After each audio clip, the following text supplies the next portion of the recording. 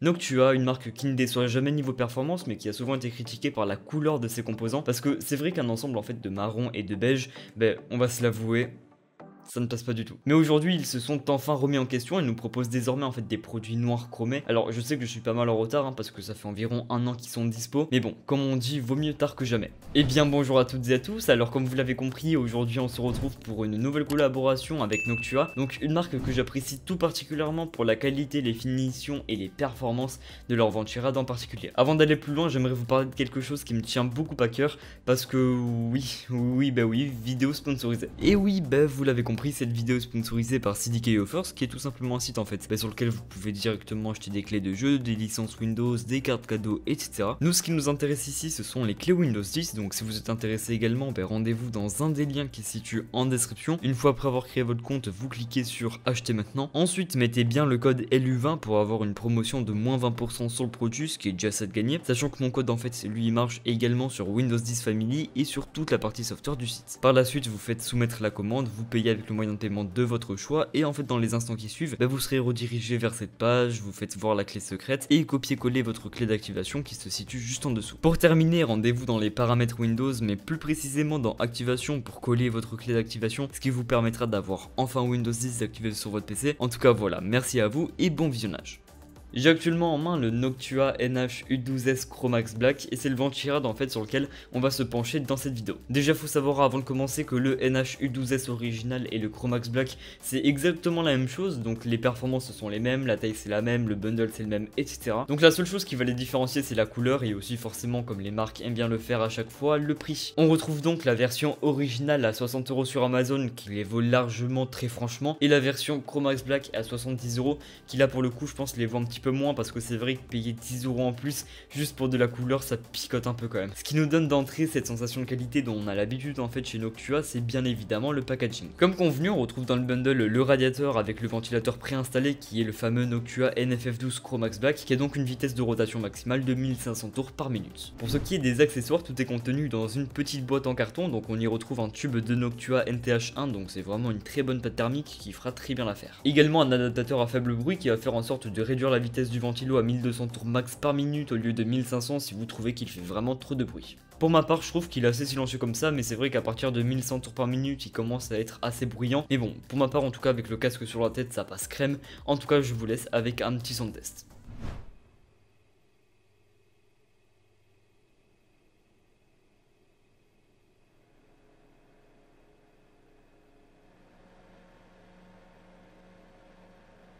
Ce que j'ai trouvé plutôt sympa en fait c'est le long tournevis là qu'ils fournissent avec. Alors certes ce n'est pas forcément le plus plaisant à utiliser, mais en tout cas c'est vrai que ça dépanne donc c'est plutôt cool. Pour continuer ils ont mis en plus 4 silent block anti-vibration plus 2 fixations pour pouvoir rajouter un second NFF12 si jamais l'envie vous prenez de faire un push-pull histoire de mieux refroidir votre CPU. Puis enfin on n'oublie pas les deux systèmes de montage pour la mise en place en fait du Venturade dans la config. Donc un des deux sera adapté pour des sockets de carte mère Intel et l'autre pour des sockets de carte mère AMD. Le Venturade fait 158 mm de hauteur, 125 mm de largeur pour 71 mm d'épaisseur ventilateur compris. Donc bien évidemment avant d'acheter vérifiez bien que votre boîtier a justement les bonnes dimensions pour accueillir ce Venturade. Un gros avantage du NH-U12S c'est que le radiateur en fait est assez fin, ce qui va permettre au ventilateur de ne pas bloquer en fait l'installation d'une 4ème barrette de RAM, ce qui est le problème aujourd'hui de pas mal de Venturades. Pour en finir niveau caractéristiques, le Venturade est doté de 5 caloducs en cuivre reliés au bloc composé d'une cinquantaine d'ailettes en aluminium. Maintenant voyons voir ensemble justement comment installer ce refroidisseur. Alors déjà faut savoir que tout ce dont vous avez besoin est fourni dans le bundle. Pour ma part je suis sur un processeur AMD placé sur une carte mère au socket AM4, donc si pour vous c'est pareil je vous invite à faire de même, donc faire le montage en même temps que moi. Par contre pour ceux qui sont chez Intel malheureusement l'installation ne sera pas la même, donc je vous invite à suivre la notice et vous verrez c'est assez simple. Alors tout d'abord si vous avez déjà un Venturade installé sur votre carte mère, pensez bien évidemment à le retirer, ce qui paraît assez logique, puis aussi à bien nettoyer la surface du processeur histoire qu'il ne reste plus du tout d'ancienne pâte thermique. Cependant si vous avez une nouvelle carte mère, il faudra en premier retirer les fixations situées sur le côté du processeur et les stocker quelque part au cas où. Dans notre cas on va garder la même backplate qui est fournie avec la carte mère et on va venir positionner des petits rehausseurs gris pour le socket AM4 comme vous pouvez le voir à l'écran. Par dessus on va visser les deux petits supports de fixation avec les angles, donc attention de ne pas vous tromper de sens. Voilà, de toute façon c'est indiqué que le côté creux doit aller vers le haut et les angles vers l'extérieur. Une fois tout le support installé, il faudra simplement mettre une petite dose de pâte thermique sur la surface du processeur qui viendra s'étaler avec la pression du Venturade, ou alors si vous le souhaitez vous pouvez directement l'étaler installer par vous-même. Maintenant, placez le ventirad délicatement et vissez les deux côtés en alternant petit à petit pour que la pression exercée sur le processeur soit la plus homogène possible et donc également histoire de bien étaler toute la pâte thermique. Alors s'il vous plaît, je dis ça pour vous et pour le bien de votre matériel, évitez de trop forcer. Donc une fois que vous sentez que les vis n'iront pas plus loin, simplement arrêtez-vous là. Le radiateur est bien installé, alors maintenant il manque plus qu'à mettre en place le ventilateur grâce aux fixations, puis le brancher sur le port CPU fan de votre carte mère et voilà que le montage est terminé.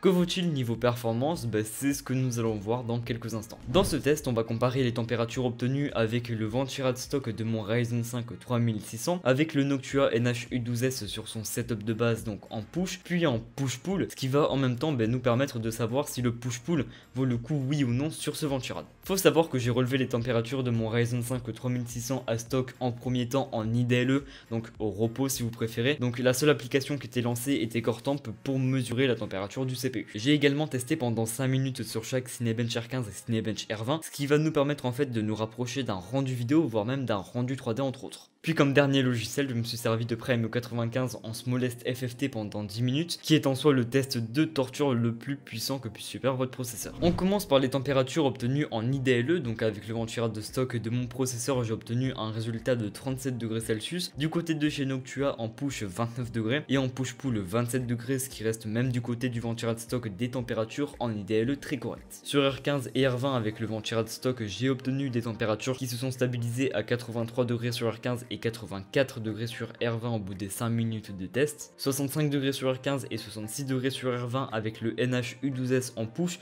puis 65 degrés sur R15 et R20 en push-pull, donc déjà l'écart quasi inexistant entre le push et le push-pull est assez décevant pour le moment. On finit comme prévu avec Prime 95, donc déjà le ventirad stock a fait en sorte que mon 3600 se stabilise à 93 degrés durant les 10 minutes de test, donc voilà déjà c'est pas mal, ça dépasse pas les 100 degrés, c'est le plus important. Le NH12S lui s'est stabilisé à 71 degrés en push, puis à 69 en push-pull, ce qui au final ne démarque pas vraiment l'installation push du push-pull, voire même pas du tout. Alors je tiens encore une fois à préciser que j'ai fait ces tests sur un Ryzen 5 3600 à stock, donc j'ai pas fait d'overclocking dessus ni rien, donc c'est sûr que c'est un processeur qui ne va pas non plus chauffer des masses. Par exemple, si vous prenez, je sais pas, un 3950X overclocké, je peux vous assurer que les températures seront loin d'être les mêmes. Attention, je tiens à rappeler quand même que pour une personne qui ne pousse pas son processeur au plus haut de ses performances, le ventirad stock fourni avec les CPU de chez AMD font en général très bien le taf. Mais ce ventirad en fait je vais surtout vous le conseiller, alors déjà voilà s'il rentre dans votre budget bien évidemment, que ce soit la version marron ou la version noire chromée, sachant que la version marron reste